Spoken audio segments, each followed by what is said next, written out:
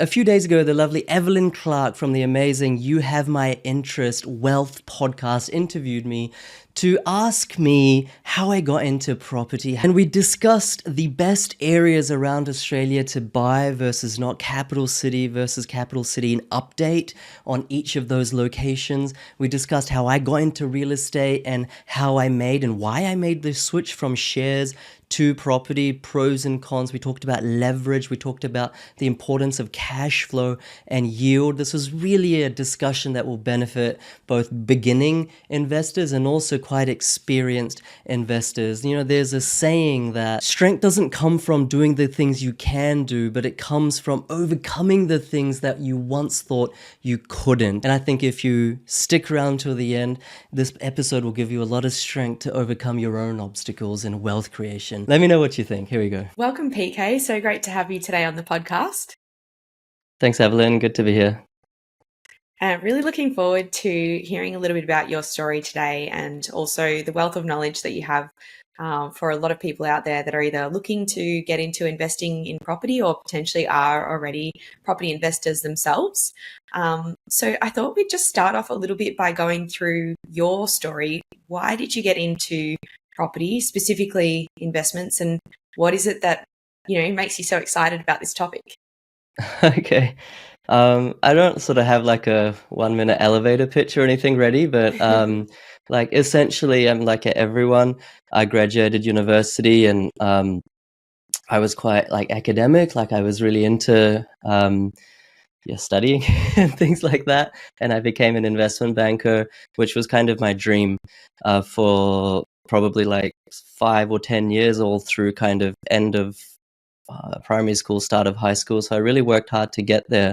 But when I did become an investment banker, which was like really fun and a high paying position as a 21-year-old, I found that actually although I enjoyed it, it was just so hard. Like I was working 90 hours a week, and then I looked at my boss, and then my boss's boss, my boss's boss's boss. They were making like much more money, of course, than me.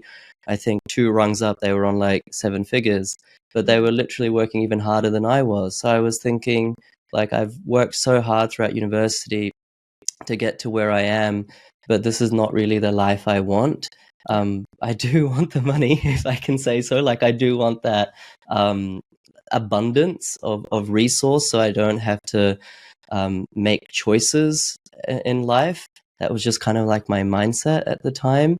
But I don't want to have to work this hard, so that was, I don't know if I was being lazy, but that was my mindset. So then all of a sudden I knew everything about the stock market as an investment banker does. And I was like, I still can't figure out how to build like a retirable passive income, so that maybe in 10 years time, if I'm audacious enough to say by the time I'm 31, I can stop working and just retire.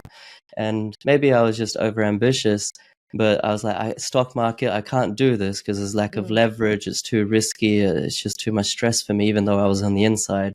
And so then I got into property because everyone invests in property in Australia, and I went to all the seminars and things like that. And it didn't really rub me the right way. It seemed a bit scammy. But nonetheless, I did a lot of work myself and got into real estate. And I'm really passionate about it because, at least for me, it did really well. I mean, I'm sure I made tons of mistakes, as everyone does.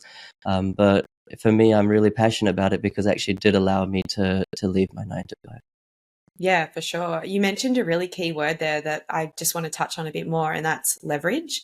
And you mentioned that, the stock market in particular had a lack of leverage. So for those that potentially don't really understand the difference in investing in shares versus investing in property and how you can make that leverage work for you, can you touch on a little bit about that and how maybe it helps you kind of, really project that wealth creation quicker? Yeah, sure. I mean, essentially, it's quite basic. Like, let's say you got $50,000, and I think when you are young, potentially, you see online, and perhaps your family and friends, they invest in stocks, and maybe they had a great year and it goes up 20%, and everyone's like high five each other. Fair enough, right? So 50,000 to start with, it goes up, let's say 10% or 20%, that's $5,000 or $10,000, which is, that's good.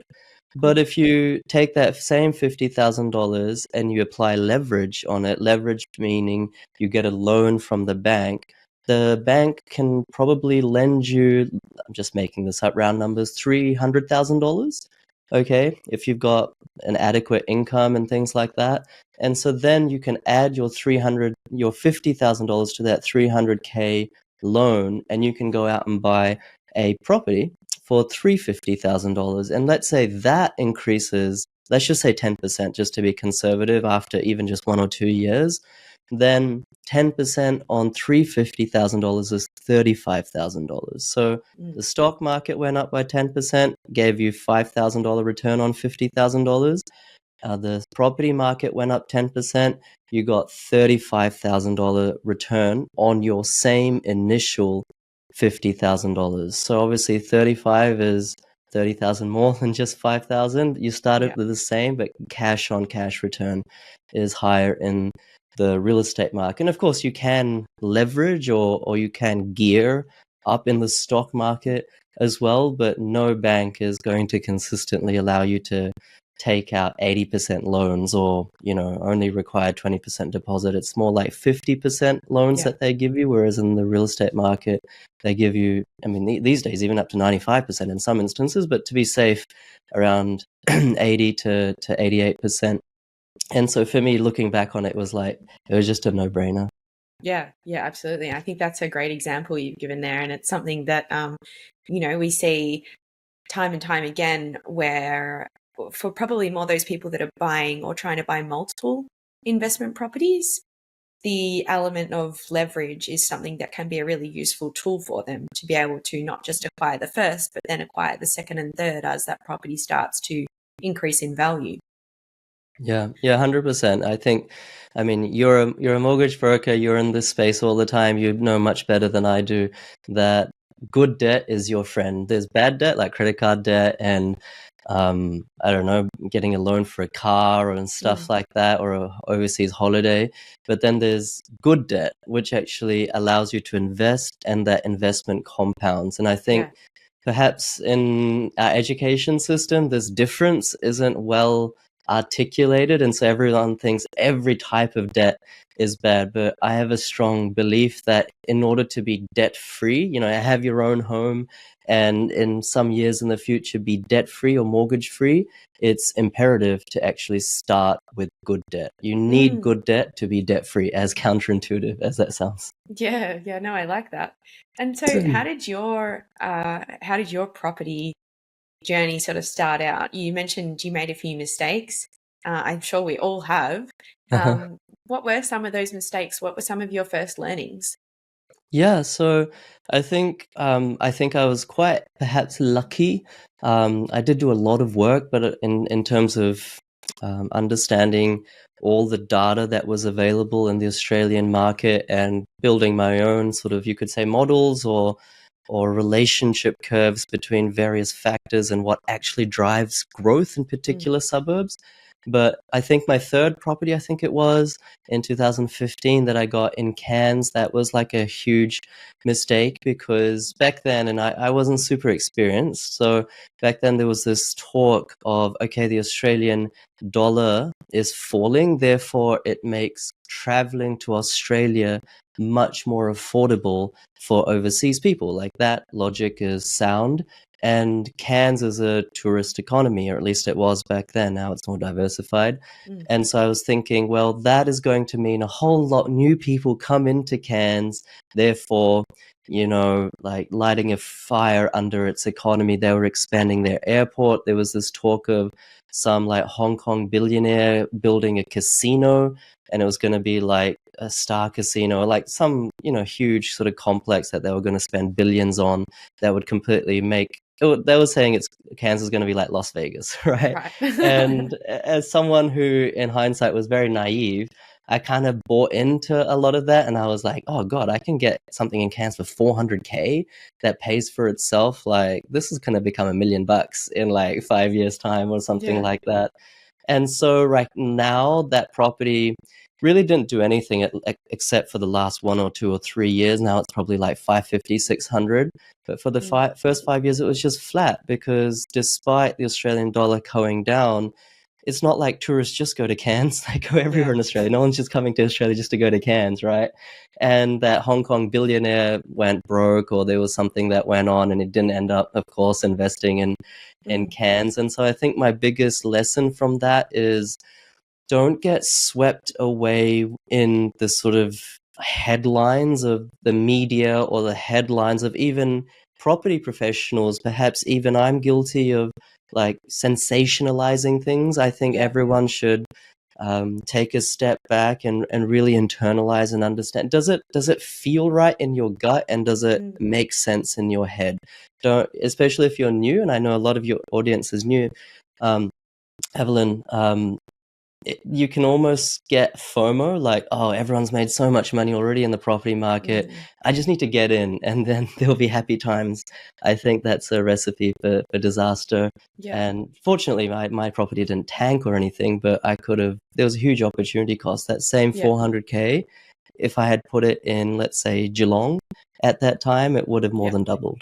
Yeah, awesome. Yeah, it's a great example. And we talk about that all the time in terms of not reading into headlines, not letting that dictate your your state of mind even, and just making sure that you are coming from a perspective of analyzing the data correctly, interpreting things correctly, making logical decisions, and not just jumping at something because someone said that. And this is going a little bit off track, but something that I do like to talk about is when people are looking at buying their first property, not reading into or purchasing a property because they think they're going to get some sort of scheme or grant or concession from it. And really looking at, why do I want to buy that property? What's it actually doing for me in terms of, is this actually a long-term investment strategy? And therefore I need to buy the property based on that decision and not based on a government scheme or a concession, for example. So one thing that you mentioned there was understanding the growth factors of a particular location, or what actually drives growth. So can you touch on what should people be looking at, whether it be a particular suburb or location, or whether it be property data? What do you look at? Yeah, sure. This is going to be a little bit controversial, but it's all backed by data over the last 30 years. I think what people naturally fall into the conclusion of is what intuitively makes sense. So, buy as close to the CBD as possible, buy close to water, whether it's a beach or lake or river, buy close to a train station, buy close to a shopping center, buy in areas where people are wealthy. All of these things make a ton of sense if you think about it for like 30 seconds. But then if you spend 30 minutes or 30 days analyzing it, you actually find that these things have no correlation whatsoever with capital growth. And I think people are only starting to realize that now because we have such a plethora of data. So we can actually take a topic like proximity to CBD and be like, okay, has a suburb, let's say in the Brisbane context, has a suburb like Red Hill, which is not too far from CBD, perform better than a suburb like, I'm just going to make this up, North Lakes, all right, which is quite far, or Petrie, which is, in the Moreton Bay Council, is quite far from the CBD. And if you look at it over 30 years, you find that they've performed basically the same. If not, sometimes further out, they've performed even better. And that's not just case of Brisbane, Melbourne, Sydney. It doesn't make sense intuitively, but it actually is correct if you look at the data. So I think to talk about what you should look at, first of all, you need to like plow the field and get rid of all the stones and your existing predispositions and biases of what works. I think we grow up and we need to kind of unlearn a lot of these things that perhaps our parents or society tells us. And so that's exactly what I did when I invested in real estate, especially my first property, because I didn't want to make a mistake. So what I found was there's actual statistical metrics, and I'll go through a few of them in a second, that have a clear correlation or clear causation with property market growth at the suburb level. Okay. Yeah. So, for example, one of them is days on market. Days on market is just a fancy way of saying how long does it take from when a property is listed, like on real estate or domain, to when it's sold, either when contracts are exchanged between the buyer and seller or when it's unconditional, i.e., the buyer has to go through and buy that property. Now, if that's like 90 days or 3 months, then that suggests that, look, properties are sitting around, there mustn't be that much demand, right? There mustn't be that much heat in the market. But when, like in Perth right now, the average days on market is 9 days. That includes all the crappy suburbs as well. So that suggests that it's such a hot market. Just properties are getting snapped up, and that suggests that property prices are going to rise. Now, that is a demand side metric. Just because something is strong on the demand side doesn't mean prices automatically go up. You might find the supply is also through the roof, and so therefore those two cancel out each other. So a good supply side metric is stock on market, just like we had days on market, stock on market. Stock on market simply says that in a suburb, what percentage of houses are for sale. So if you have, let's say, 100 houses in a suburb and 5 of them are for sale, then that's 5%. Now, we generally want that to be less than 1 or 1.5%. So you could have like a suburb that is taking 90 days to sell, that stays on market, and the stock on market is like 5%. That's a recipe for prices to go down. But if the opposite is true, then prices go up. So, of course, you can't just rely on 2 metrics, but if you look at many of these types of metrics, not to overwhelm anyone, but there's about 30, 35 metrics that you can kind of sink your teeth into, then you can it's like the Mona Lisa, it's so nuanced. You can really paint a real nuanced picture of what a particular city, a particular LGA or local government area, or a particular suburb is doing, and therefore buy with confidence, knowing that, it's not just off a whim, but it's actually based on data. Yeah, fantastic. And is this what your course actually looks at? All of these different metrics and data? Yeah, this is kind of the heart of what I teach, but I think what I've just mentioned is so, even though it may not seem simple initially, you don't need to do the course to learn this. You can just like follow me on YouTube or something. Like you can do this yourself, honestly speaking, and that's what I'm all about.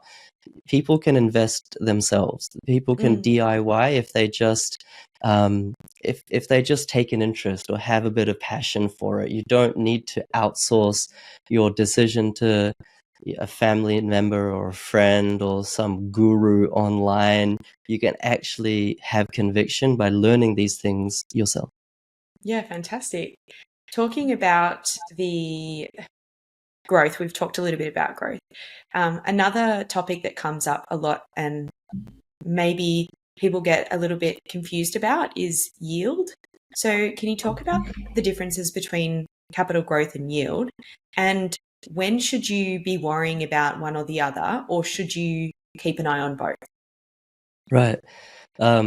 It's a great question. I feel that you've like just tossed up the ball, and I'm like a baseball player. I can just hit it out of the park. But I once heard this analogy of that cash flow is the oil and capital growth is the engine. So if any nice car, you obviously want a good engine because you want it to go forward. But if you don't have oil, then, it's just going to putt, tutter, it's just going to like fail after a little while. So in property investing, yield is important because that is what gives us the cash flow. So regardless of whether the property goes up or down in value, if the yield is high, and yield, for those of you who don't know, is essentially just your annual rent. It might be like $20,000, $25,000, whatever it is, annual rent divided by the purchase price of the property. So generally in Australia, it kind of ranges from like 2% up to about 8% on average, give or take.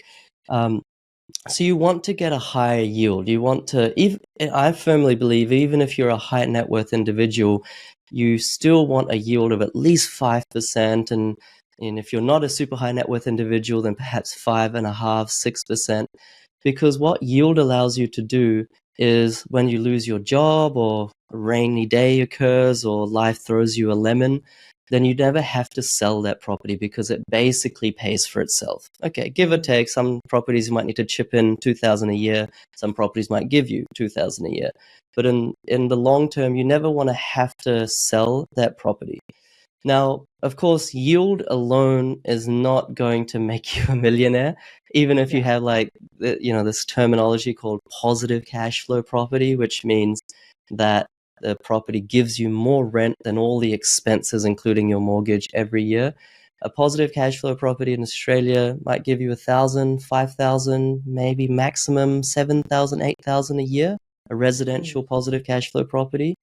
Now, that's fantastic, like, don't get me wrong, but once again, that's not life-changing. Like, and I'm just generalizing here. For some people it might be, but another $5,000 a year is not like huge, right? So that's where the engine comes into it. That's why we need capital growth.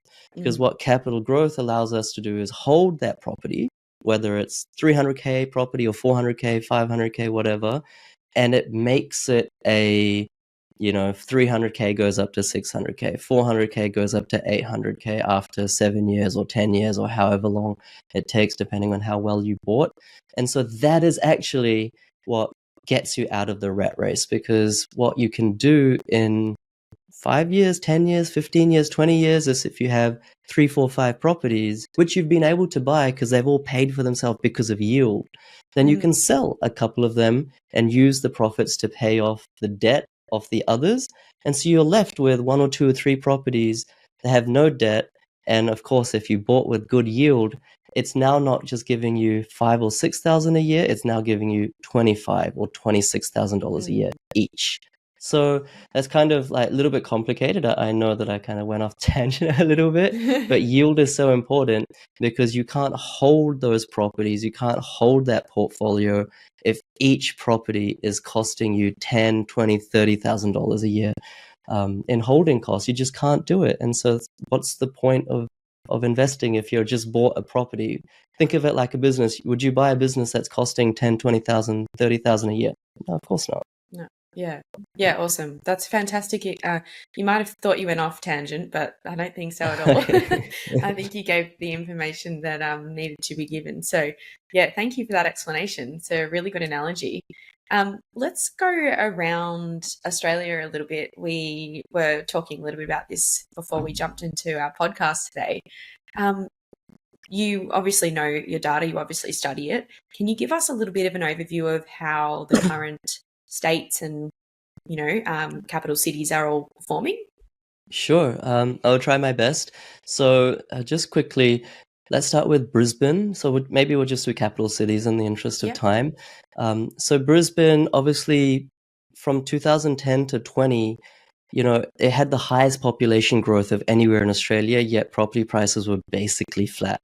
Once again, going back to what I said before, where things that you think matter, like population growth, don't actually matter as much as you think. So what Brisbane then did from 2020 to 2022 is it went up like literally almost 50%. It kind of caught up all of that stagnation, that pressure build, and it went up so much. And then with interest rate rises occurring from 2020, the Brisbane property market corrected by about 8%. And then this year in 2020, since about March, it started to go up. So I think Brisbane's already recovered its correction. It's already back at sort of almost new record levels.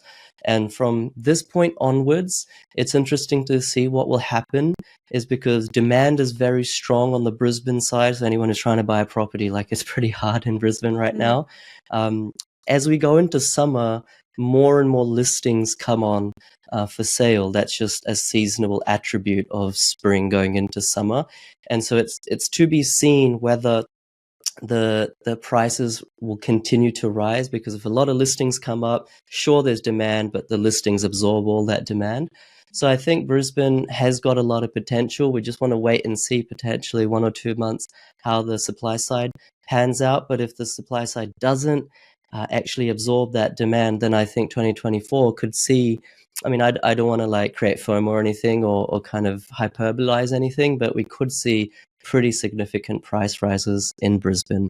Yeah, You know, amazing. saving if interest rates go up again a number of times, then of course it may not happen. But Yeah. if interest rates only go up once or twice, then I think Brisbane's got a good year coming in Mhm. 24. In terms of Sydney, that's been the best performing market out of any capital city in 2023, and that's in part because it was the worst performing city in 2022 because of Yeah. interest rate rises.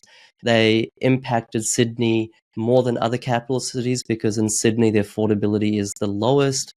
It takes on average more than 50% of your income just to service your mortgage in Sydney, which is like just ridiculous. Mm. So I think Sydney, once again, if interest rates don't rise again too much, then Sydney will continue to do well. But once again, the affordability story can't be ignored. So I think there's more upside than downside to Sydney, but it has to cap out in the next 1 or 2 years. It can't go on like this forever. Yeah. Melbourne is a very interesting one. It did decline because of interest rates, but not as much as Brisbane and Sydney in 2022. Leading up to the 2022 period, Melbourne didn't really experience as much of a COVID boom as other capital cities, and that's in part due to a fairly weak state economy. And of course, folks had a bigger and longer lockdown in Melbourne than in other places around Australia. And now coming out of the interest rate cycle where other cities are starting to rise in value, Melbourne is too, but at a sort of sluggish rate. And that is because the state government has basically penalized property owners in a big way down in Victoria with land tax increases and other ways in which property investors are sort of thinking, hey, it's just not worth it from a numbers perspective to invest in Yeah. Melbourne. So from that perspective, I don't think Melbourne will fall in value, but I don't think there's the best opportunity there over the short term. Adelaide has just had like a terrific period. You know, Adelaide grew more than Sydney. Adelaide grew more than basically any capital city between 2000 and 2010. All right. And then from 2010 to year 2020, Adelaide was like just dead flat. When I say flat, like 4% per annum, below the average nationally of about 7 to 8. And then since COVID, or actually starting in 2019, Adelaide started to go up and it's gone up more than 50%. It's kind of top heavy now. I mean, affordability is still stronger than Sydney, but in Adelaide, people don't like that kind of affordability. People in Sydney are kind of used to it. In Adelaide, they're not really. Yeah. So Adelaide is still chugging along. Interest rate rises have had little to no impact on both Adelaide and regional South Australia. But, you know, after a market grows by 50, 60, 70%, there's got to be a time where there's a slight correction, a breath, you know, of just stagnation or consolidation. That's Yeah. just how property markets work. So I think it's a bit too late to invest in Adelaide at the moment. Regional South Australia, there might be opportunities. Perth is a really interesting one. Not everyone, I shouldn't say everyone. A lot of people look down upon Perth because historically in the last decade, it's been very volatile. It experienced two mining booms, and then it was a huge decrease in value around 2013 to 2015. And then from that, it's just been really stagnant. It started to rise in 2021. And right now, Perth is the fastest growing capital city under $600,000. That's really interesting. And, you know, everyone thinks that Perth is a mining town. However, now it's more diversified. The property market is going up not because of investors. In fact, in Perth, there were 220,000 rental properties at the start of COVID. Now, not even at the start of COVID, 2 years before now, so around 2021, now there's 200,000 rental properties. So the investment or rental property pool has shrunk 10%. So what's driving Perth property prices right now is owner occupiers. And when Interesting. owner occupiers drive prices, that's a recipe for a boom, not a bubble. A bubble goes up, then bursts, comes down. When it occurs by owner occupiers, it's a sustainable boom. There's record migration. In fact, Perth has the highest population growth, both international and interstate, out of any capital city. I just said before that population growth doesn't matter for price growth. But if those people are actually buying to live, then that actually hits the demand side. So that's the kind of that's the kind of, I suppose, dynamic of Perth. And I think Perth people, or Western Australian people, had the second highest incomes in Australia, whereas property prices are one of the lowest of all capital cities. So there's a lot of latent affordability. So even if interest rates rise, people in Perth, I mean, generally speaking, are like, whatever, we can afford it, it's no problem.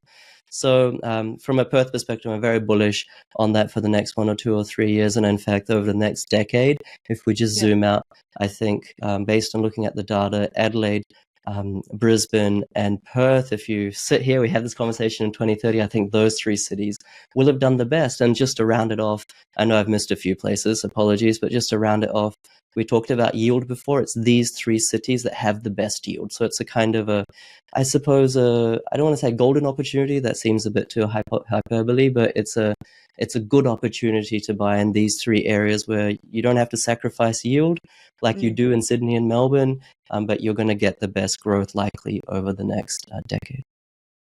Yeah, wow. I love that. Sorry, I just want you to keep talking. I just want you to keep telling me information. That's fantastic. Yeah, that's probably like the reason I like listening to you talk is because you give the real raw numbers. You're not just sort of going off. You can tell you're not just going off assumptions. You have actually studied this data and you know how it's performed and where it's going. So thank you for that. I think even just that piece of content alone, our listeners are going to get so much value from.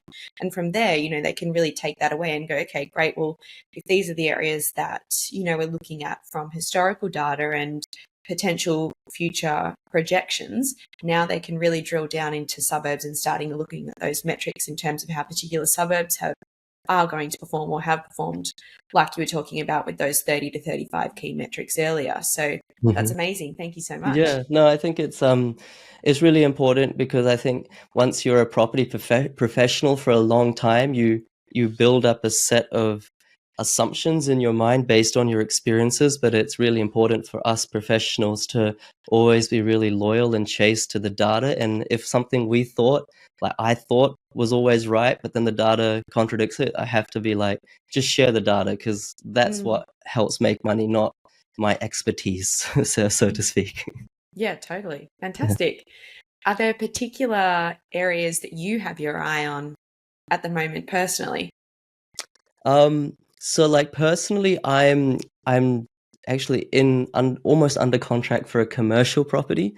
Cool. So it's the commercial market, which is obviously, for those people who don't know, is like retail, shops, things like warehouses for storage and also office space. I'm in the market for a warehouse, a commercial property, and we're looking at one in Brisbane right now. And the reason I'm looking at that is because leading up to the Olympics, I mean, everyone makes a big deal of the Olympics, but I think if you ask people, how many people actually watched even more than 2 hours of the last Olympic Games, I don't think many people can put their hand up. So I think I'm a little bit outspoken as to say that the Brisbane Olympic Games is not going to create such a big impact on Brisbane as some people think it will. Olympic Games in the past were magnificent, pompous affairs, but in recent history and definitely going forward, the model has changed to be more like Olympics light,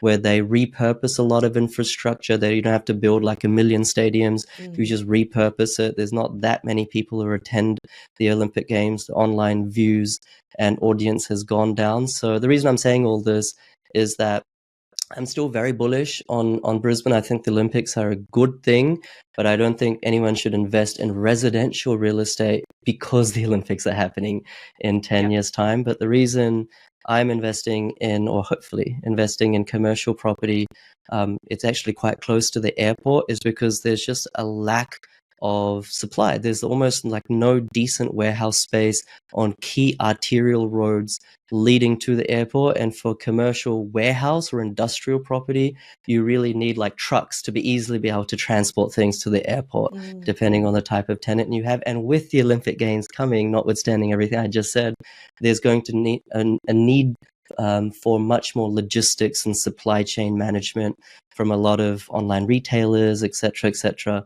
So I'm quite bullish on commercial property around the airport precinct in Brisbane, and so that's where I personally have my eye. But if I was investing in residential real estate, then like I said before, regional South Australia, Perth, a lot of parts of Perth actually, and also regional Queensland, places like Toowoomba, places like Townsville, etc. I think they have a lot of runs on the board that we'll see that they've made in 2030 if looking back. Yeah, amazing. Do you are you already in commercial property yourself?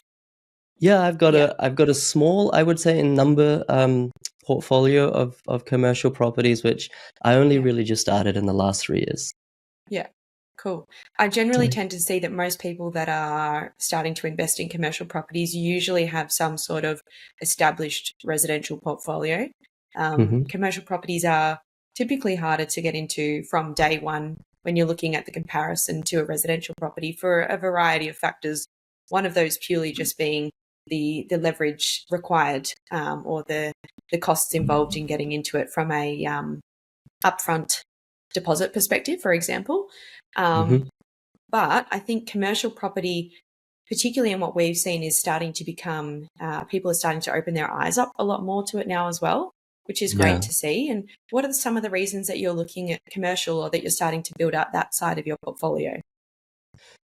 I think for me and my wife, after you have a set amount of residential properties, which we're very blessed and grateful to have, you don't just want to go from like 12 to like 30. At least we don't, because like, let's be honest, it's a bit of a headache to manage 20 or 30 properties. I just don't want that. So for me, a key reason is to increase the price point at which I'm looking. So for my residential, I was always buying around 500K ish or less, because they grow just as much as more expensive properties but have higher yield, which we talked about.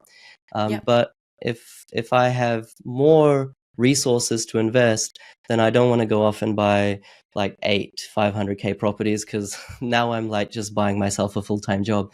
So that's why I'm going for commercial, because I can lump more funds in just one property, have a real quality asset, a real quality tenant with a long lease. And for me, just where we are in our investment journey, we just want to be as passive as possible. Like, we've done a lot of things like development and like really rolled up our sleeves, but maybe we're just getting old and lazy. We just want to just be as passive as possible. But to your point, more and more people are looking at commercial these days. I think in the last 3, 4, 5 years, it's become very much like more in season to consider or buy commercial. But I think at the same time, not to be negative or anything, but just to be practical and realistic, in the last 5 years, we've probably had the best economy that Australia's ever had. I know that we went through COVID, but everyone knows how lucrative it was in the end for most people. So we need to be careful that if and when unemployment goes back to normal levels, right now it's at abnormal levels, like under 4% is not normal. If it goes back up to 5, 6%, the economy goes a bit more soft, then it's a lot of these commercial properties, more so than residential, that are affected, because these small businesses, the tenants, they just will stop paying, and they will just leave, and they'll have arrears. So I think, I think it's just important to, at least for me, this is how I think, and I try to be as conservative as possible.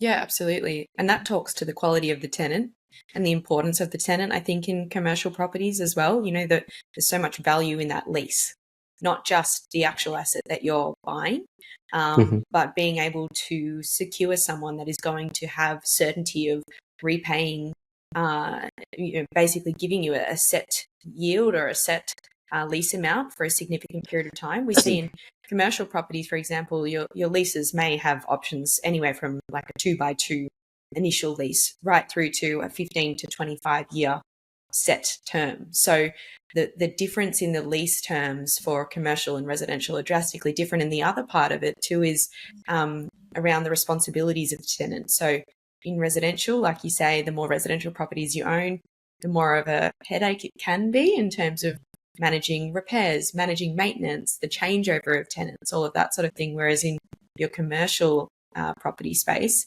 the tenant typically will pay all outgoings, maybe minus land tax.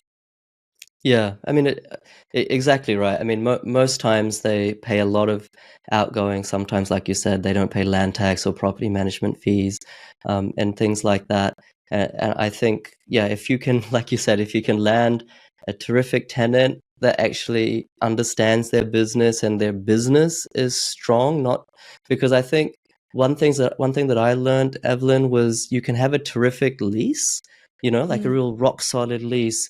But if that tenant's business is experiencing perhaps for the last 4 years, 3 years, a decline in profit margins or a decline in revenue, then even though they're obliged as per the lease to pay you, they can just stop paying you. And I know it's a contract, but in my own experience, there's really not much you can do about it. You can take them to court and you can go down that route. But let's say for the average investor who's buying a $500K to $1 million commercial property and the tenant has 1 year left and they're due to give you, I don't know, $30,000-$40,000 and they're just going to stop giving it to you, then to go through court and everything costs like $20,000, $25,000 anyway. Yeah. So I think that's kind of like a worst case scenario, but I think it's really important, as you said, to have a rock solid lease, but also before you buy a commercial property, understand their business and figure out, if you can, if that business is going to be around and strong for the next 5 or 10 years. Yeah, absolutely. I think this kind of alludes to what we've seen happening in retail as well, where, retail as a general sort of principle has declined, particularly the strip retail, where a lot of things have gone online. COVID was a big facilitator in that happening as well. So that's where selecting a commercial property, it's really important to understand the business that you're effectively going to be, or is going to be, leasing that property from you, and how their economy might be impacted as well. Yeah, no, well said. I think, yeah, commercial isn't necessarily harder than residential. I found it's just different things to look at and different contingencies to be wary of. Like in the price point that I'm looking, I know that if the tenant leaves, then there will be a 1 year vacancy. And so I can get all over the moon and be like, celebrate a whatever it is, passive income, a 6-figure passive income that's coming in from this one commercial property. But I need to budget that every perhaps 3 years, every 5 years, every 7 years, there's going to be a whole year of vacancy. So I need to taper back my expectations. Yeah, absolutely. Fantastic. Well, a couple more questions I just wanted to finish off with. For anyone that is really looking to get their foot in the door in creating some sort of wealth for themselves through property, whether that be residential, whether that be commercial, what would you say are sort of first steps that you would encourage them to take? And I guess any tips that you have for that sort of real beginner investor? Sure.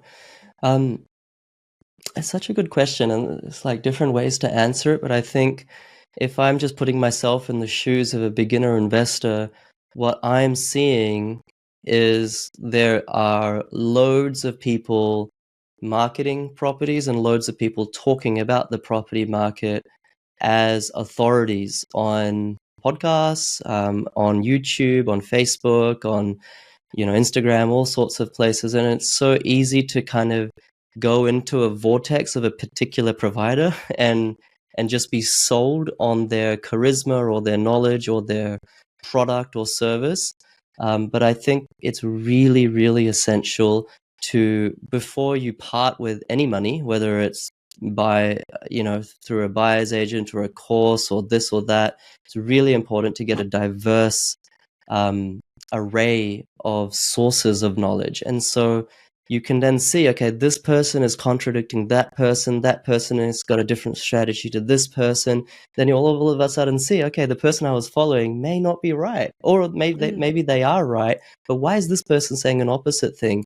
And that will cause people to, a new person to think, because I think there's a quote that, it's not my quote, I can't remember who said it. It's like 70% of the world's population don't think, 20% of the world's population think they think, and the 10% of the world's population actually think. So obviously we don't want to be in the 70%, but nor do we want to be in that 20% who are following this one or two people, and they're thinking that they're doing research, but actually they're just following and just like lapping up everything this one or two people are saying. So a diverse sense of content consumption is really important. And then before you do anything, you have to speak to someone like yourself, Evelyn, like a mortgage broker, and really understand like what it is that your financial capacity allows. You know, can I even buy a property, or can I not buy a property? What's my budget? And with a good accountant and with a good mortgage broker, these two people are really key to build a strategy. Like, okay, I'm new, I have this vision or dream to get a six-figure passive income, to use a cliche. What's actually possible for me? It may not actually be possible for you, or it may not be possible in the time frame that you think it is. So get these two professionals, and most of the time they will give you at least some advice for free. And if you vibe with them, then you can work with them more closely. And so that's probably the second step. And then the third step, coming back to your point around data, is before figuring out exactly where and what to buy, make sure you understand the data. Because I don't care if you're 1 year into the industry or you're 50 years into the industry, everyone is fallible and everyone can be wrong. And in fact, there are professionals that have been in the industry for decades, but what they say just blatantly contradicts just the cold hard data.